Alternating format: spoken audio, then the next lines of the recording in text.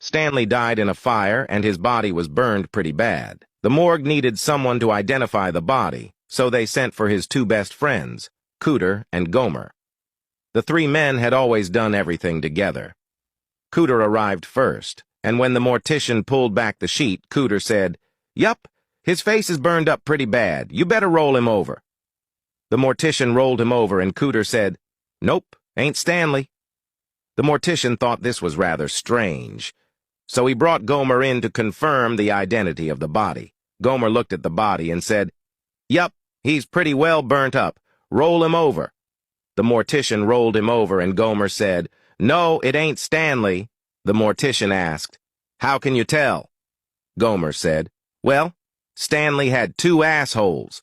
"What, he had two assholes?" asked the mortician. "Yup, we never seen him, but everybody used to say, 'There's Stanley with them two assholes.'